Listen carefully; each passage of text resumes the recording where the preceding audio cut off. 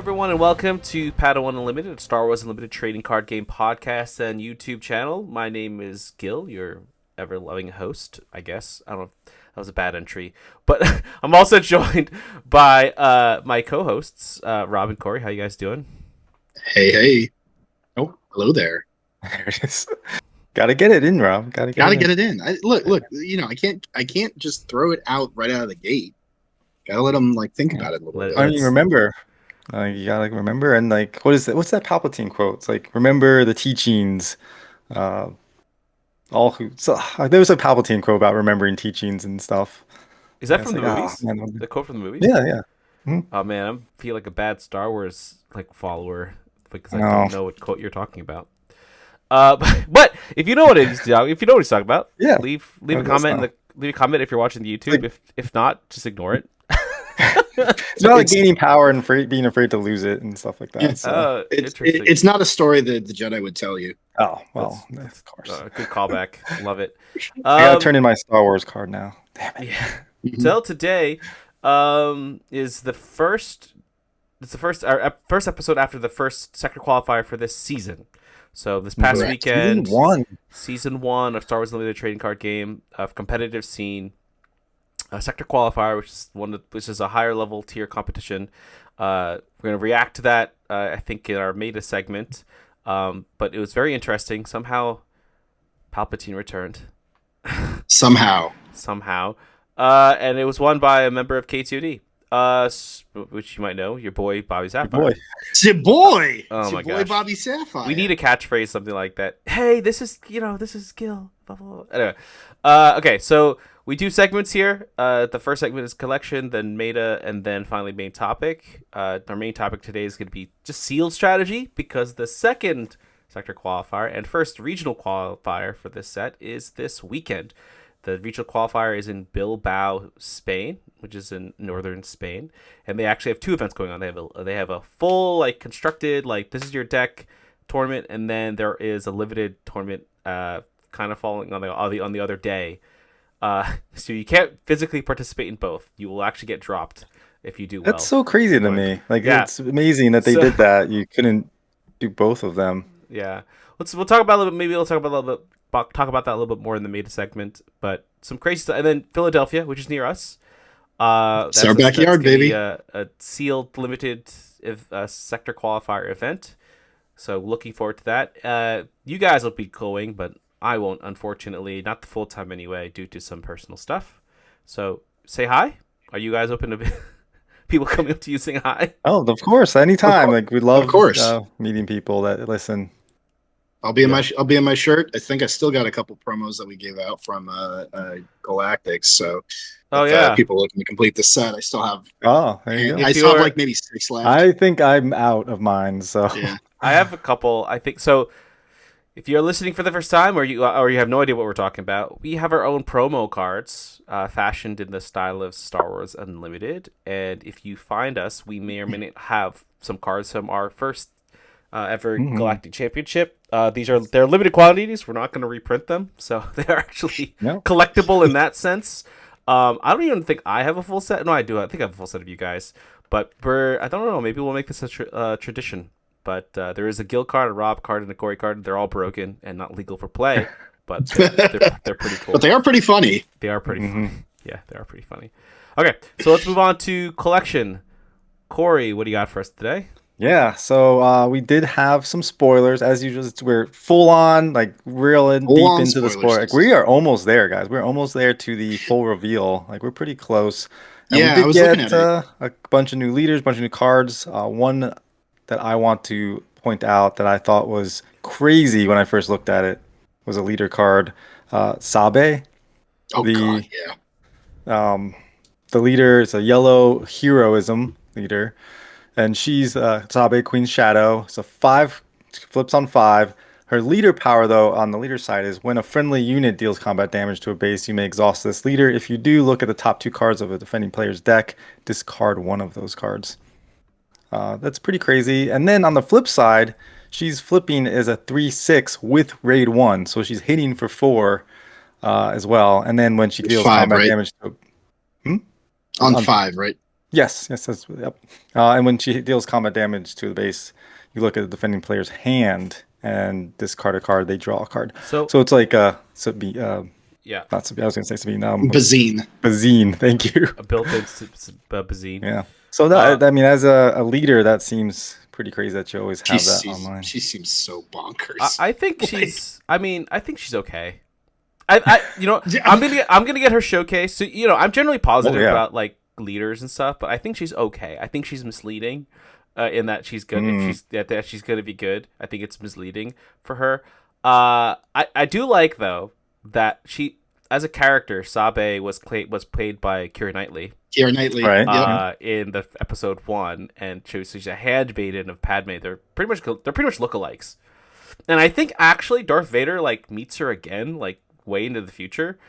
Anyway, random like Star Wars canon. I need to redeem myself for not knowing the Emperor Palpatine thing. Anyway, Sabe is pretty cool as a character. I don't see. I mean, I'm gonna get that show. That's actually probably one. Yeah, of the that's one that probably I will get. Too. Like a Padme Amidala with her. If I can get both, that'd be sick. That'd be awesome. Play Twin Suns with them. There you go. Lore-wise, she's, as you mentioned, she's a really interesting character too. Beyond just what they say in the or what they reveal in the movies. Apparently, if you follow some of the extended universe stuff, Padme was instrumental in forming the sort of like the doubles, and Sabe was the kind of like the head of that of her doubles, and like they were all like trained in combat by Typho actually, and so like when you see like Padme like run up to the throne room to get her blaster out of the throne, that was actually something that they had like trained on and like pre-planned. If you read it into the extended universe stuff, it's really kind of cool stuff. So that's pretty sick, and that's why her showcase. That's why her showcase is gonna break $100. Yeah, it's gonna be fire. Well, hers is gonna break $100 because she's really good. Okay, I don't think she's that good. Okay, but... so question: do you think, because the art of this card does not look like Keira Knightley? Do you think they make her look like Keira Knightley in the showcase? No, I don't think they do. They make her look more like Natalie Portman, because she looks more like Natalie Portman in this. I think that she looks more like Natalie Portman because. That's what she's supposed to be. You know what I mean? No, so like I really don't think that'd be cool if they made her look like Keira Knightley a little bit more, but like I think it's gonna be two Padme Amidala showcases for this set. Yeah, well, because like the Padme Amidala, for the Spotlight deck, that leader, if you look at them side by side, they look very similar as far as it's pretty cool. I like that touch. Wait, but I'm actually kind of curious, Gil. Why do you think that she's not that good? I think it's misleading. I think she's pretty mid. And not that her ability is not useful. Don't get me wrong. I think that like the ability to kind of discard cards is never a bad thing. It's fine, right? But she comes out of 5. You said, yeah, right. And she's essentially a 4/6, 4/6, but with 6 health. Still kind of a little wonky, like weak, right? Aside from the discard, and also with the discard, like please discard my hand. I'd love for you to filter my stuff, because at the end of the day, you're helping me get the cards I need. You know what I mean? Like I'll just. But then you could also be like blanking people's turns every. You could. Don't get me wrong, but then again, you're also probably not playing anything either, which I'm okay with, because I was gonna say my thing though, Gil, is it's not even necessarily her leader side. I agree. Her leader side is a little bit mid because it is just a Bazine, right? So you are replacing the card. It's not like it's permanently gone from your hand. Where I think the real strength is in her leader side. Like you're getting to look at your opponent's next 2 cards. They don't see what they are. You get the information, and then not only that, you get to choose. So like if there's something you really don't want to see, you're like goodbye. Don't want to see it. You have that ability, and you're doing that pretty much every turn. Time will tell, as we've seen. It's like you never know. But were there any cards that were spoiled that you guys want to shout out? There were. Yeah, something that came out today, which I kind of like you need to reprint some stuff, right? Yeah, some of the same abilities. Hey, we're getting ISB agent. We're getting and Death Trooper. You need to reprint some stuff. What I really like is the Outer Rim Constable. It's a fringe official. It's a 2-cost ret aggression card. It's essentially disabling Fang Fighter for 1 less, which I love.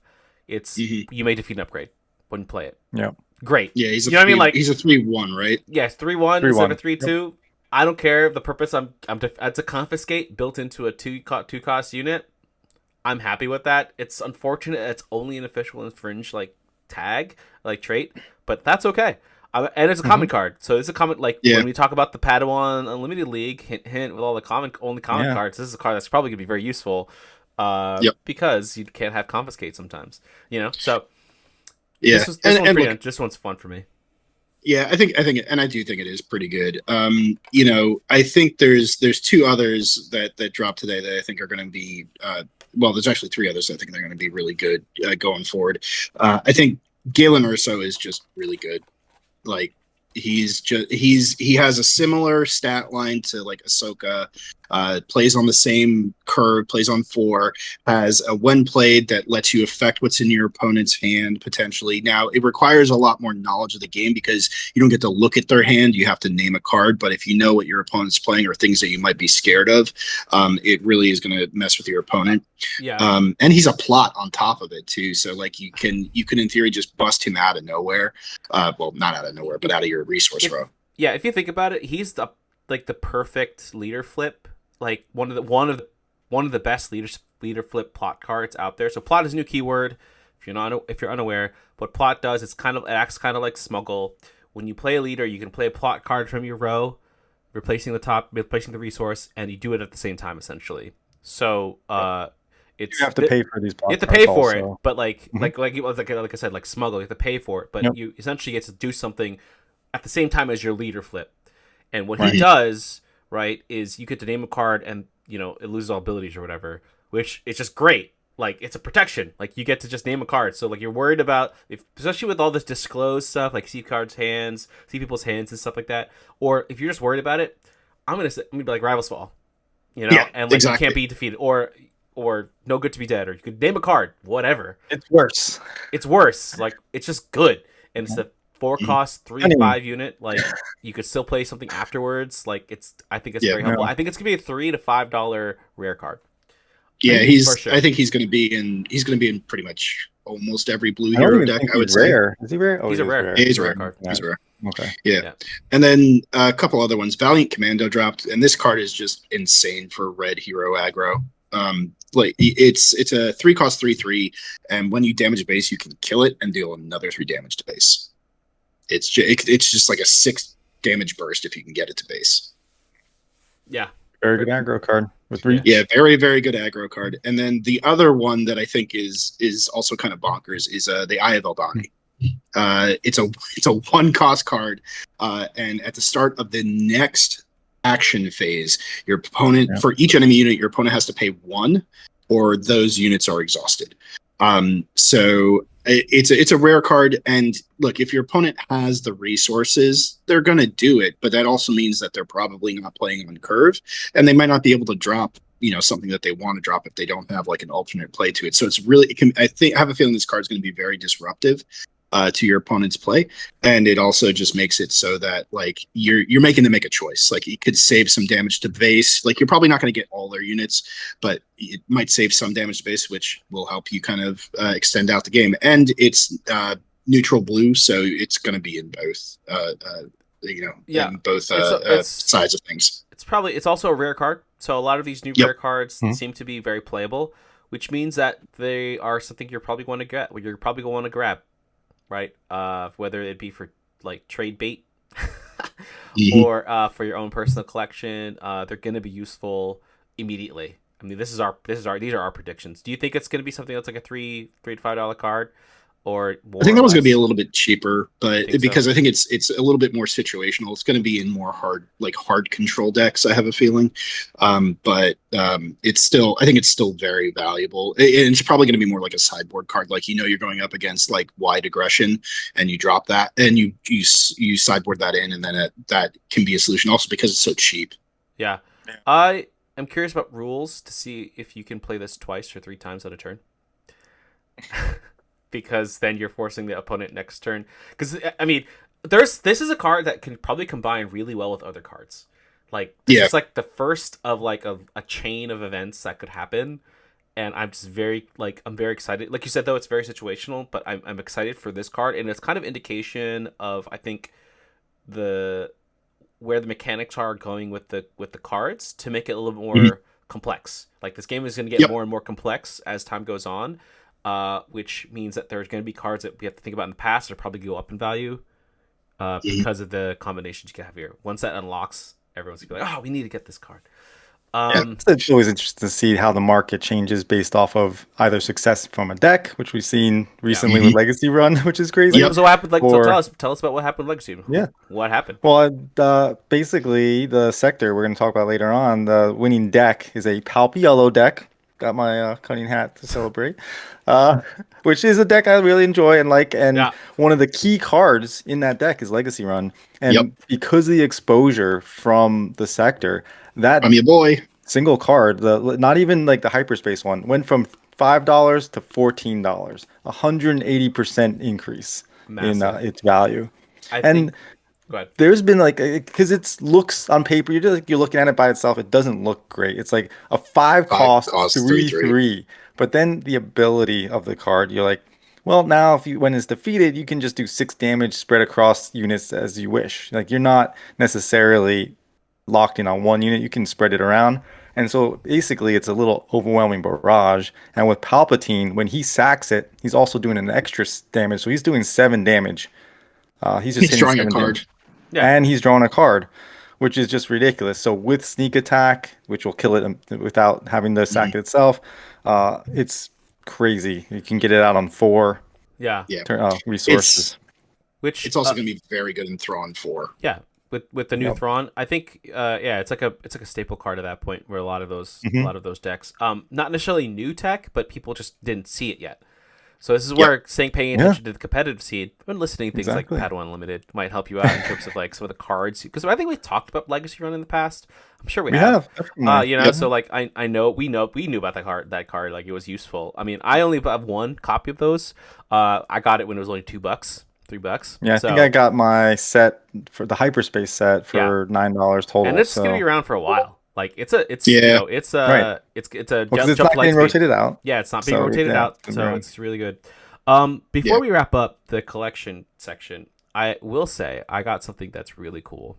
I don't have it in my possession yet, but I'm getting it this weekend. I'm gonna stop by the Sector Qualifier in Philly just to say hi, do some stuff before I go with my personal thing. But I got the uncut sheet. Dang, man, that is amazing. Yeah. For which set? For Force? Legends of Force? Whatever they have there. I think all the uncut sheets were the same, but maybe they were different. But I got one of the uncut sheets. So for context, in the Sector Qualifier last week, part of the prizing for getting to day 2 or maybe top 30, day 2, I think, right, was you get an uncut sheet of Star Wars Unlimited cards. And they're from like a variety of sets, not just like set 1, set 2, set 3. I think they're like kind of a mixture. I got it. I got one. I think that's like truly unique, and it's the first one, so I'm gonna have to find a frame. I'll try to show it off here in the screen. But that to me as a collection piece, oh man, I was like super stoked about it. That is awesome. Like that's one of for me, that's one of the things I would definitely be like super interested in trying to find. And then like it's just one of those things you can just put on your wall as a showcase piece that you can just like talk about and just like remember different things for it. It's like that's awesome. Are they doing it? Are they doing it this weekend too? Is it part of the prizing for this weekend? I couldn't tell you actually. I mean, maybe, but I actually honestly haven't looked. To be fair, I'd have to double check. But if you get to day 2 and get that win, get one, I would. Corey, all we got to do is draft really well and not be terrible at this game, and we too can have an uncut sheet. No, well, for this one is can you not even draft? Are the packs you're gonna get? Are they gonna be good? So, right. I mean, gotta build those decks. Yeah. So we're gonna talk about. Might do like a video or something, or do like a live stream, just practicing once, maybe tomorrow or something. Yeah, do it. Let's do it. Could always use more content. So speaking of which, let's move on to the next segment. Let's go on to the meta. Rob, what do you got for us? What have I got for you guys? Well, as you mentioned earlier, somehow Palpatine has returned. Not it, actually. Funnily enough, Corey, you called this. You were like, you know what? After a like a ban list or a suspension list, Control kind of comes back in, and sure enough, one of the big Control leaders. Although this isn't really a true Control deck. But Palpatine in general tends to play a slower, more control-y type game. This is more of like a tempo deck. But he has taken the top spot. But interestingly enough, and we were talking about it a little bit last week, there's still a lot of Hantu Blue out there. Like, a lot. Like, at the sectors, there were 3 Hantu Blues in the top 8, and an Anakin Blue in the top. Actually, Anakin Blue was number 2. There. So shout out to one of the people on our Discord. One of the other top Anakin Blue players. I think it was like maybe a handful like in the tournament. He was number 30. Gallisto. Yeah. Shout out to you, man. I've actually played against him a handful of times against his Anakin Blue previously. So congrats. That's huge. You know, congrats on the top 30. How many people were there? Like almost 500, right? Almost 500. So like 478 looks like. Yep. Yeah.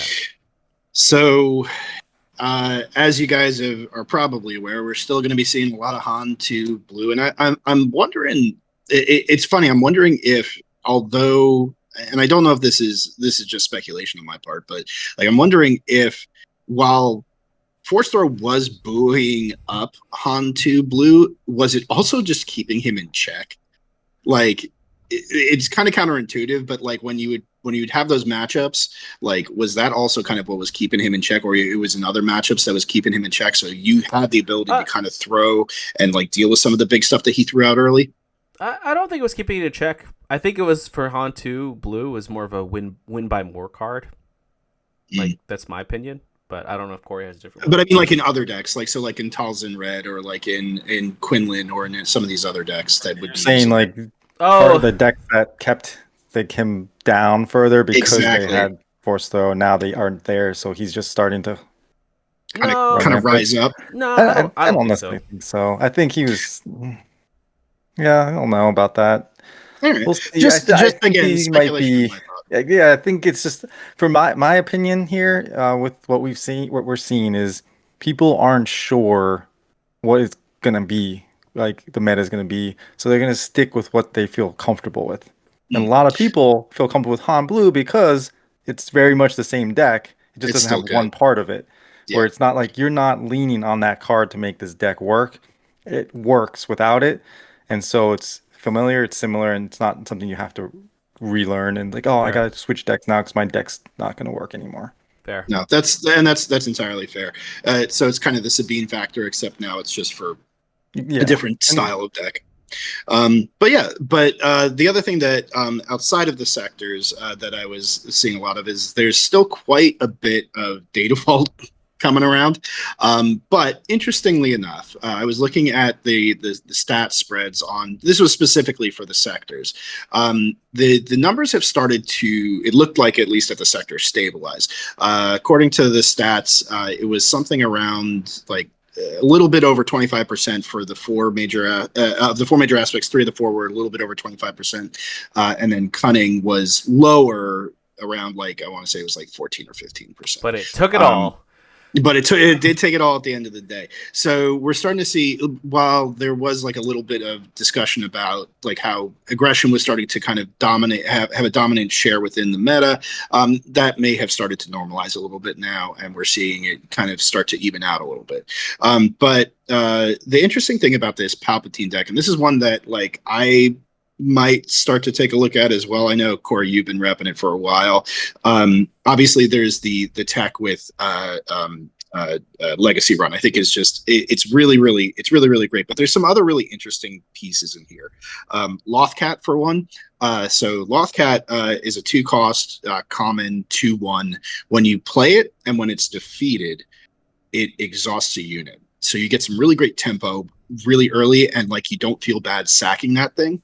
Sacking as in like sacrificing. Yeah, exactly. Like one of the most feel good moments is when you can kill something with it and and exhaust something else. That is one of the Yeah. best. Like, oh my god, this little cat guy is gonna get Yeah, you. you can like run it into He's gonna something. get this guy, and then he's gonna tap this other guy. That's just Yeah. so good.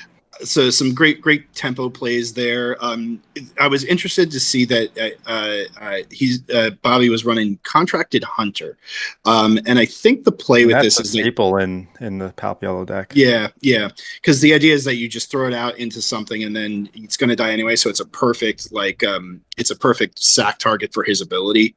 Because it defeats just a great little I will 4/4 say, ambush like unit. his deck and Charlie's deck, who won the Hex and Co. They're almost identical, except a couple of different changes of like the quantity of cards. But the only difference is Fennec Shand. I think Yeah, Fennec I saw the Shand Fennec in there. is The one-of. interesting. It's an interesting choice because he takes out Maul, which is a great card just in general. There's no conditions, but with Fennec you have every number of costed card that can come out before Shan comes out, right? So Yeah. you can get 5 You to can get 2 for 6 1. extra damage. Yeah, Yep. Fennec Okay. Shand is a removal card, essentially. In my opinion, it's one of those really good removal cards that deals with problems for decks that don't have typical answers for it. So, for example, Han 1 green, previous sets, one of its issues is like it's really hard to get rid of Snoke if Snoke gets on the board. Whereas you play Fennec Shand could defeat it like 1 for 1. Yep. Like it's and like really easily too. Like because you're gonna have like expensive units on both ends of the resource cost spectrum. So Fennec Shand, and it's neutral, which is great. It's such a good card. So versus And has very again, like versatility. you have a 1, 2, 3, 4, 5, 6 cost card that can be in your discard pile before Shan comes out. So it's like Yep. you So have you could every do a full number. 7. Yeah. Well, you could do up to 6. Yeah. You can get up to 10. You can kill a plus the 4. Palpatine. Yeah. Yeah, you can kill a Palpatine with 1 hit. Yeah. It's So I mean, it's a really cool idea, cool tech. I do think Maul is great with the overwhelm and stuff like that. And I think if you don't have like a answer for Maul, it can be really bad for you. But I like the Shan tech. I think that was really pretty cool. Yeah, and I mean, Shand is also a 1-of in this, so it's not like a I'm banking on this every Right. game. Well, it's but, like I think it's a 1-of Traitors is in there, right? So it's like if you get it when you need it, it wins you games. Do we think that Emperor Palpatine, at least for this upcoming weekend, is going to see a significant increase in play, or at least for Bilbao? Do you think you're going to see it? I think you're going to see a lot of people playing it. I don't know if you're going to like people are going to need to know it, right?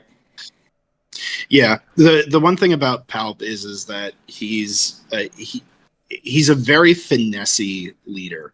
The threat of his flip ability is almost more impactful than actually flipping him sometimes. It makes your opponent play around it. And if you've got the tech to kind of like, if they know you've got the tech to basically like ping, steal, and then do something that they, take their big unit, they're less likely to try and drop that stuff. And then also, but at the same time, like you have to be careful about when you use his ability, because his frontside ability, which is you have to kill a unit in order to take advantage of it. So you kill one of your own units, you deal a damage to something, and then you get to draw a card. I know it's like common to say it, but like it feels so strong to me when we say kill a unit. Like I feel bad. I'm like, oh man, we're just killing units. Because officially, technically, it's defeat, right? Like that's the word. Oh, defeat. Yes. Defeat a unit. Yes, no, don't get me wrong. I'm not like I'm not shaming you or anything. I just feel bad every time. Like, oh my god, oh, Emperor Palpatine's killing something. Oh, like it's. I mean, it's very thematic. It's very thematic. Yeah, like ping kill. But it feels really good when you're like, yeah, get that guy out of there. I don't like him. I'm gonna. Yeah. So anyway, so I think that if we think that Palpatine may or may not go up, let's say we assume he goes up at least a little fractional point, like a couple percentage points, right, for major tournaments. What can beat him? Because so I was looking. No, I don't think so. Not Sabine. I don't think so. I don't think so.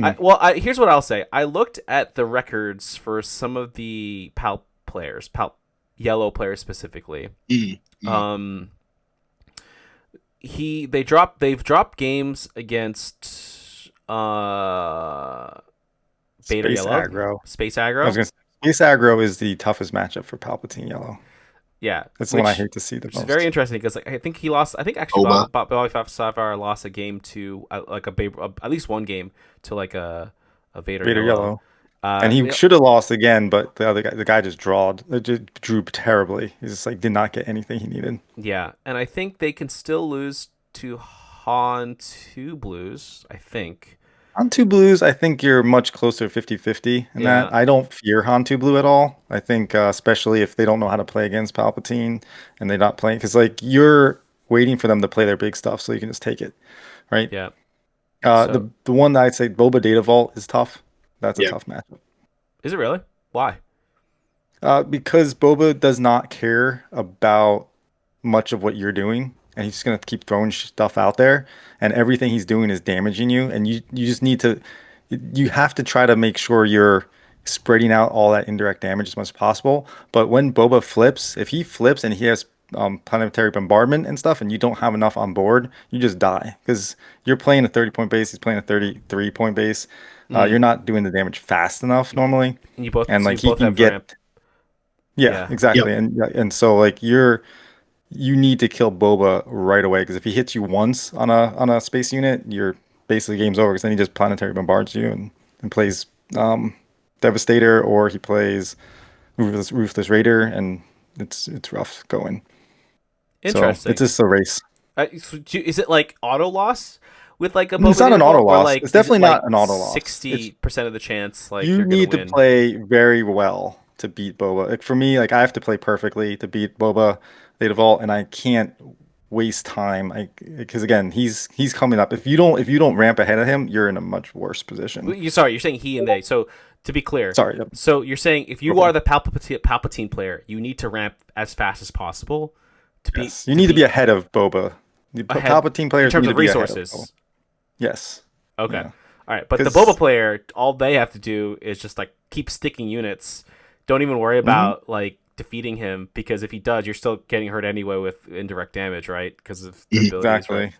Yep, you Uh, just Yep. keep going to base as Boba Data Vault. You just keep going to base. You're just hitting the indirect damage. You're using Boba's power. It's yeah. Yeah, I think you almost certainly want to ramp on 2 though, so that you can get Boba on 5, and you have mhm. the most Well, opportunity yeah. to Once Palp hit with ramp, him. you need to ramp as a Boba player. Yep. Okay. Yeah. How favor? So when I say auto win or auto loss, like what are like in your experience at this point? So Boba beats Palpatine 5 out of No, I'd say 7. I think it's more like 70% Boba, really. Okay. I mean, I'll trust you because I maybe have no 65. idea. Yeah. You know, Yeah, you're saying you've played this more than I have, Corey. So yeah. Boba, So Boba's a tough match. Like I said, in Han Tarkin Town, that's almost an auto loss. That's 9 out of 10 times. Han Tarkentown, the Han on 4. On 4. On yeah. 4. So the jump to lightspeed Space Aggro. Han. Yeah. Why is that? Why is that one That strong is too? because it's harder than Vader because Vader you can ping his stuff down and kill it. Han you can't because Han's stuff is all 3 cost or 3 health units usually Mm-hmm. somewhere around there. They're all usually bigger bodies, and so you can't clear them as easily. And so he's almost always getting hits in there with you on it, and he can like upgrade them a little bit easier. He's always drawing cards with his power, and then on his flip turn, he's just getting all his resources back and doing it all over again. It's just getting real wide. So it's very difficult to deal with all that stuff. You can't just clear it as easily as like Vader. You can clear his stuff pretty quickly with Palpatine's power. Yeah. Interesting. Okay. Yeah. That's spicy takes. I wonder if a Han, I wonder if a Han pilot is gonna go far into or Boba did because Boba Data Vault has kind of slowed down. It's been in waning a gameplay. little bit. Yeah, waning a little bit, Mhm. right, Rob. Yeah, and then I think that There, the Han 4 jump to lightspeed leader with Target Town that's been around too. It's coming won a up. couple things, but now it's on the up Yeah. up and up. Yeah. Yeah. I'm interested to see with Boba if we see an uptick with him a little bit. Like he's been around and he's been in a lot of top 8s. I think he did take one planetary qualifier this weekend if I remember correctly. He did. Okay. Yeah. Let me double check that, but I'm pretty sure he did. And It wasn't a US one though. yeah, it wasn't a US one. You're correct. But it was. But like, so he's around. He's in a lot of the tops. Yeah, he did take one. It was in the Philippines. The Star Showdown. Pretty sure. Or No, Planetary it was a Qualifier? planetary qualifier. They had a planetary qualifier in the Rico? Philippines. Puerto Rico. I think so. That's what is that Puerto Rico? It's white, Vina red, Del and Mar? a single blue star. Yeah. That's Puerto Rico. That's Puerto Rico. I don't know. My man. I know. All right, I so- know. I'm gonna catch all the flack from your relatives. Oh my gosh! So I'm listeners out there. I am Filipino, by ancestry. So I was like, wait, how did I not hear about a Filipino? I feel like I would have flown over there. Chile. It's Chile. So, Chile. Oh, Chile. Okay. Sorry, the way it was described, No. it's like white, blue, red with a star. That's Puerto Rico. Like that's, Right, but I yeah. guess, but a lot of people have that color combination. Yeah, and stuff like it's- that. So it's like- it's a little tough. Yeah. All right, geography with Padawan Unlimited. Hey. Hey, we don't need to know that if we're going up in space and taking galactics. That's Exactly. true. Just need to know Uh, planets. We don't need to know countries. Although I'll let me just say it, we do love and respect every culture out there. Absolutely. So no Mhm, no disrespect, if any was felt. So before we wrap up the meta segment, anything else you want to talk about? I just want Well- to say real quick, like, are we gonna see any? Because I had asked this question on Blue Sky, like, how do we feel about the meta? And one of the responses I got was that like it's all like set 1 and set 2 leaders. Like, do we think that that's gonna be changing at all? Like, are we just gonna have to wait till rotation? And that was Ando at on Blue Sky who's asked that, mentioned I that. I don't know if it's all set 1 and 2 leaders. There are like Han Blue, yeah, or Han 2, yes, there is a high representation. But I think we're seeing. I mean, we did see a return of Iden a little bit, but I mean, the sector only Anakin was the only non-set 1 or 2 leader. In the Oh, top yeah, 8. In the that's top right. 8. Top 8. yeah, that's true. Well, I think for me, so here's what I think. I think that other set leaders are capable of beating the meta decks. Right? There's a ton of leaders out there that could probably do it. The problem is that they can't go wide. But, you know, It's the like- rock paper scissors. yeah, thing, well, that's right? the thing. Like, so, like for example, I played Obi-Wan Kenobi, yellow, green in the Yeah. almost exclusively for one set, and I could, with the way I had the deck built, I could win against meta decks like pretty consistently. Like Han 1, I was beating very thoroughly. Django beating very easily back when that was a thing, before it was a thing. However, a random Palpatine player is gonna whoop me, right? I just can't get through, or some other like janky deck that I just can't get through. I can't punch through.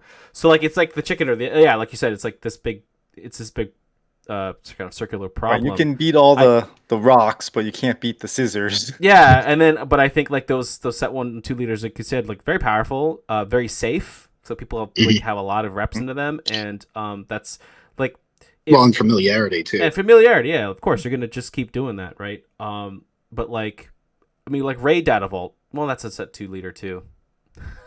So and then hindsight, I am sure like Vader. Well, aside from Vader, like there are leaders that can do it. It's also, I don't know if anyone wants to experiment as much. I think a lot of us, at least for me, like I net deck a lot before. Like Yeah. I build my own decks. Don't get me wrong, but like I also net deck. Oh, yeah, and, like, Obi-Wan. Nobody's playing Obi-Wan. That's all you. anything out there. I was playing Third Sister the other day. Third Sister Blue. I did some playtesting against one of our listeners against the Obi-Wan 5. It's not good. I suggest you don't do it.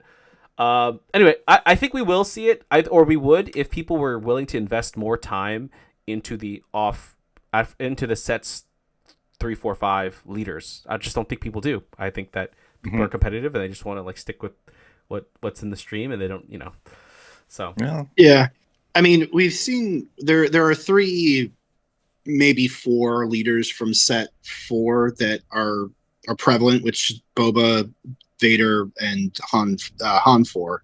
I'm throwing Thrawn in there because I think he's also going to be a strong one. Set 5, I don't really think we saw Talzin and Kylo, right? Like those were the early returns on those, but I'm trying to think outside of that. Have there really been that many? I will say the new Kylo also did get very far. Like people in the Bothan network. So shout out to Bothan network and Cluis and the team. They talked about it. They brought Kylo Tarkin Town to the sector qualifier, and they actually made it to day 2, and they made it pretty. I think they were like top 20. Yeah.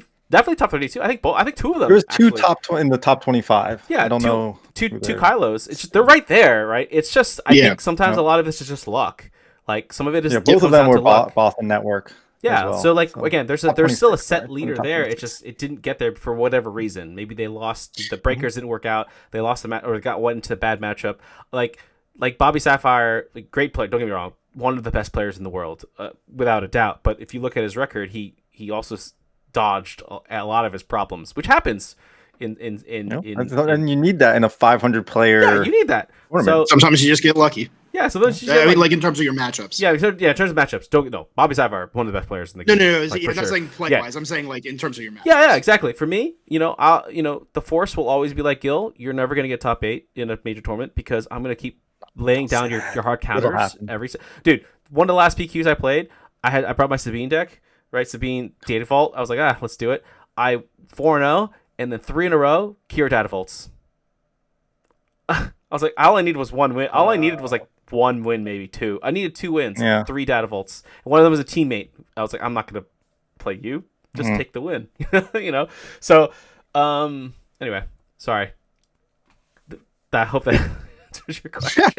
No. But I think that's true. But I mean, again, when the rotation comes in, and I know we've been talking about this sort of as a boogeyman, and it's still a little bit off.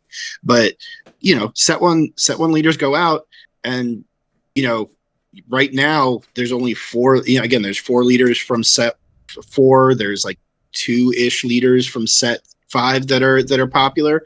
And then suddenly everyone's going to go back and be going back and taking a look at all these guys with a hard look, and we're going to see exactly, So I think, again, you have familiarity, you have this obvious power level with the ones that you've been using for a while.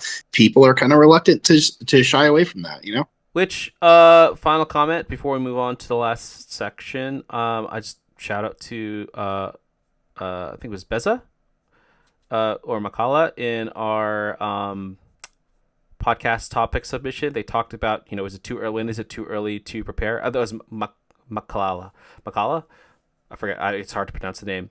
But, we talked about it the other week. When is it early? When is it time to set up or time to prepare for rotations and stuff like that? It's never too early to start looking at those cards so you can get a leg up in terms of testing and thinking about it. So, thank you for that comment or that suggestion to talk about. So let's move on to the main segment. Main topic. So we're going to talk about sealed strategy, primarily for because we're having our first sealed tournament in this upcoming weekend, October 11th and 12th, right? Yep. 2025. So, what do you guys? So I will say that I have a couple videos on our Patreon, just me. And one of our supporters, Megatoni, and then also one for myself. I opened up 2 different boxes of 6 cards and made a deck out of it. So happened they were cracked boxes, so I don't take it for what it's worth.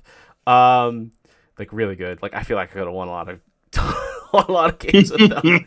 So good. But let's set the stage. What is a sealed tournament? What happens? Before we even talk about strategy. Well, sealed in general, like you said, you talk about 6 packs. You're in a sealed tournament or in a sealed event, you get 6 packs and you're going to build a 30-card deck with those 6 packs. And you do need to follow all the rules essentially. But with this, you do get to play over the 3-card limit that you would normally play in a standard deck, right? If you have 5 of a card that you want to play, 5 Porgs, sure, throw all 5 Porgs in there and have fun with it. But other than that, it is still following the same rules as standard, and you do want to follow the aspect regulations and stuff like that. But you're building building a deck with 6 packs, 30-card deck minimum. And you're limited to those packs and those leaders. Yep. The other thing to note is that all of your cards are effectively sideboard cards, and I'm not sure if this is true for the event, but I believe you can change leaders actually in between events, or is that only for the pre-release?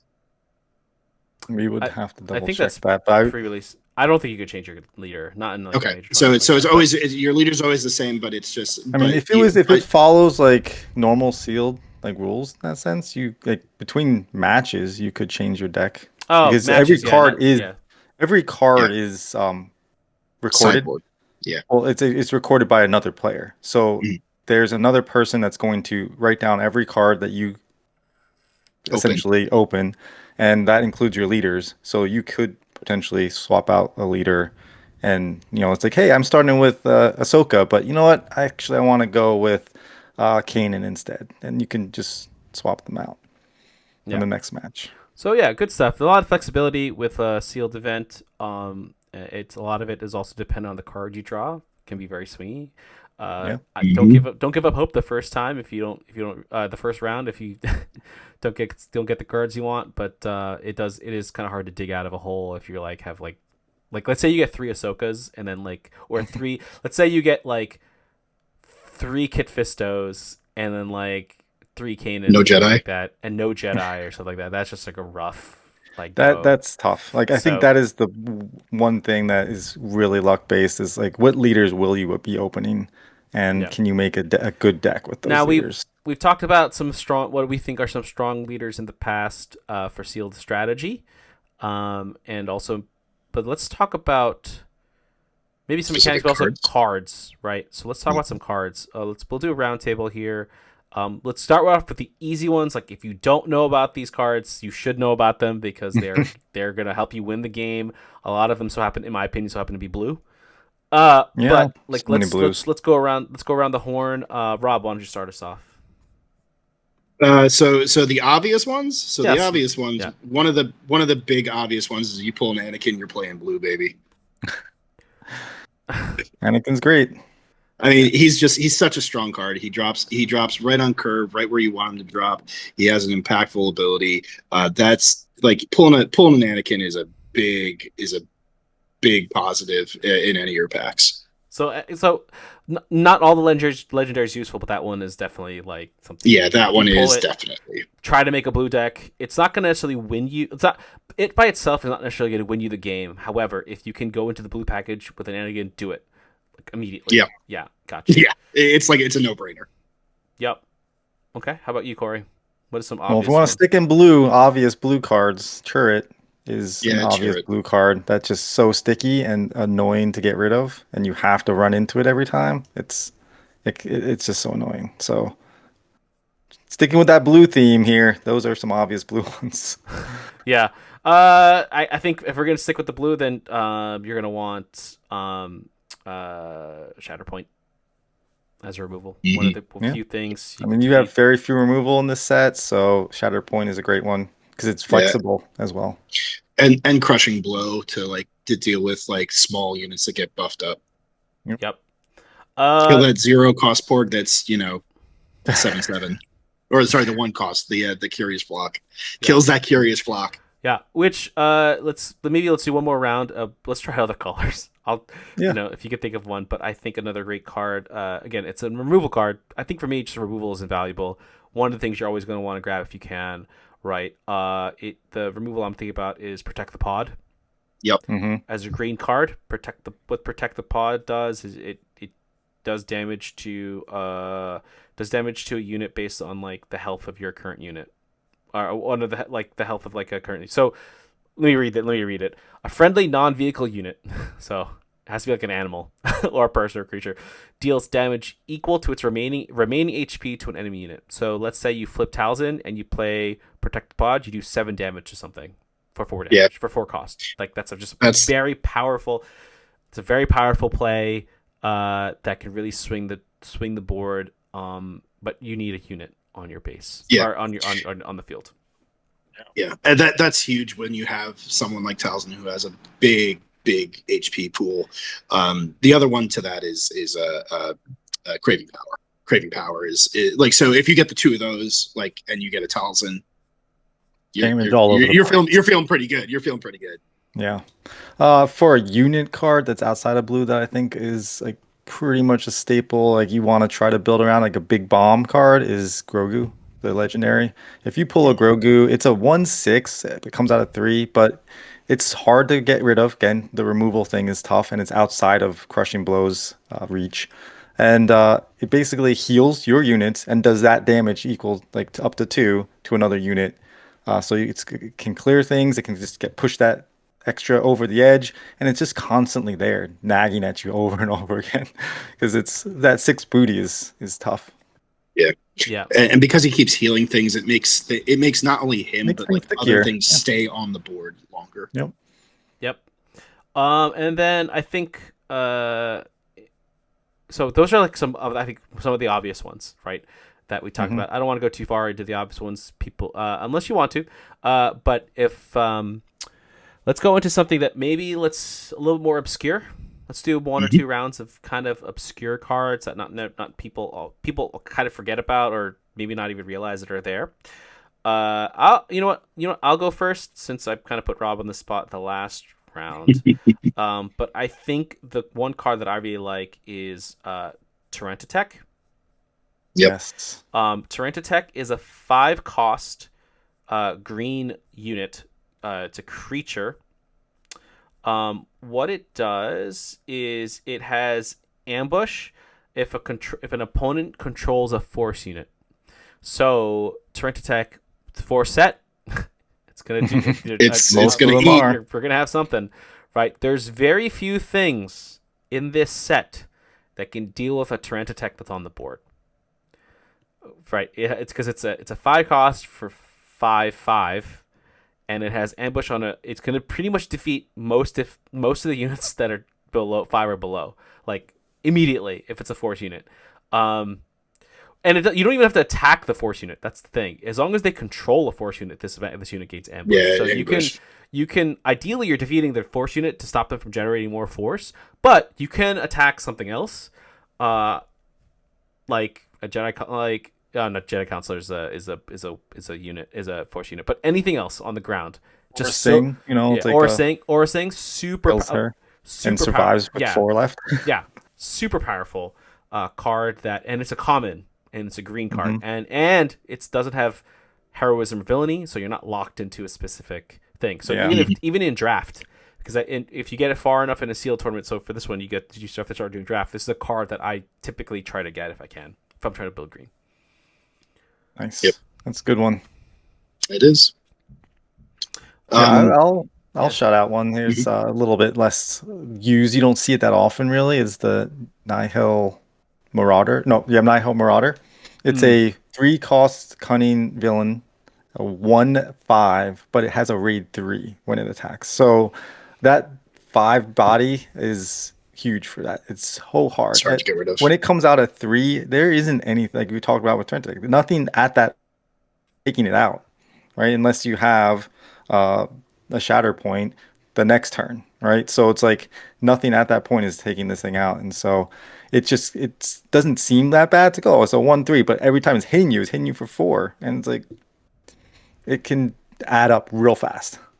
And these again, this like you were saying, this is a common card, and so you might see multiple of these. You can Yep. get these out, multiples of these out. It's real rough to deal with.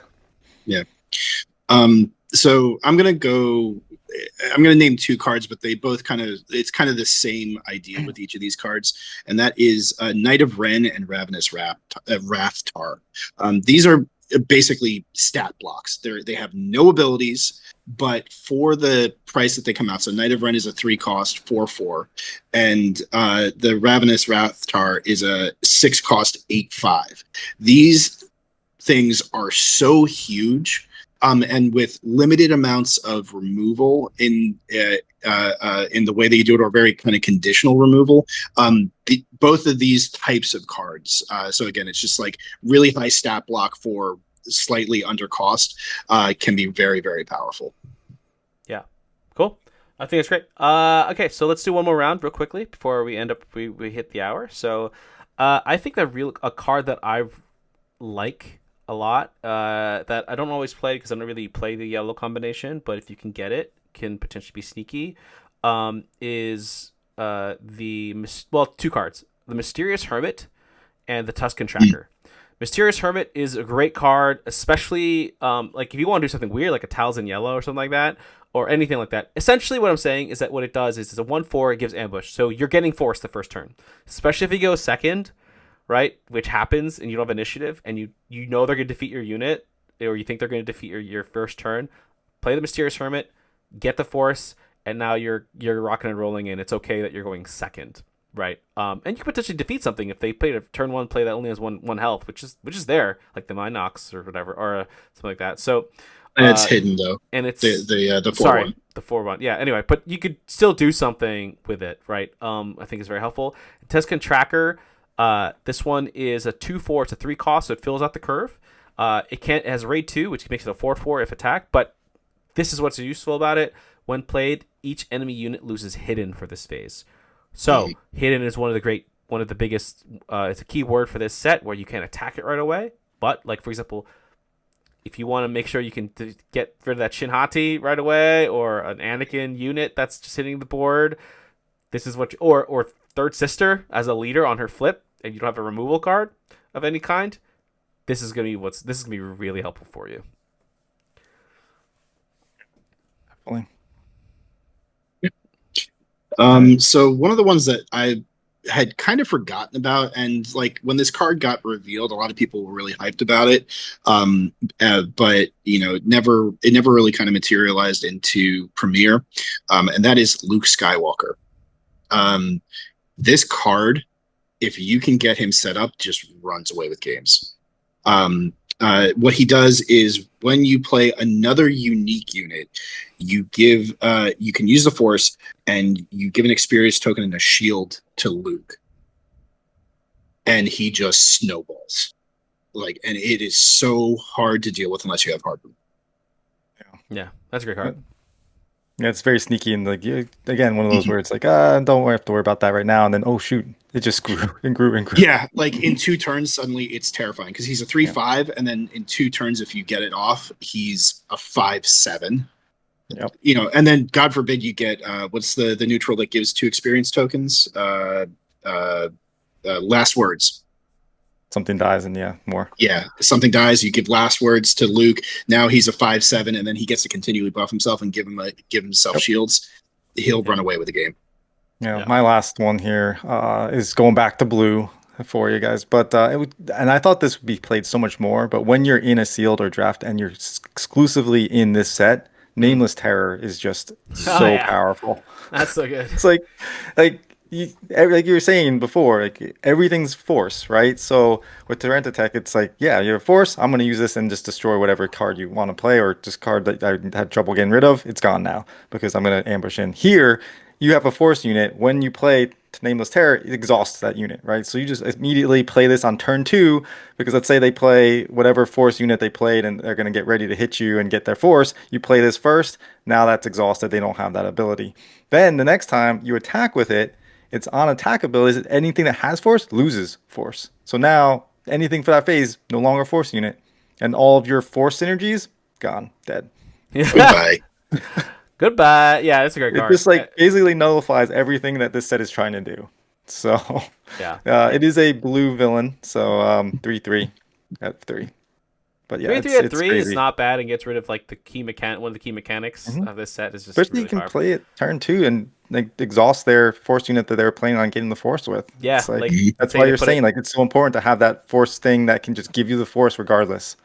Yeah. That's why the Acolyte of the Sith Acolyte or whatever it is. It's another one that's really important because he gives you the force whether he's alive or dead. He either attacks and gives you the force, or he dies. He himself is on a force unit, but he himself is on a force. But he gives you the force, which is really good. Regardless. All right, guys. Well, thank you for your commentary here. It was really helpful. Hopefully for anyone who's doing a sealed event or drafting or anything like that, this was helpful for you. If you're going to Philadelphia, good luck. Watch out for some purple. Say hi, Corey and Rob. Unfortunately, I will not be there. So, but I will catch everyone at another event sometime in the future.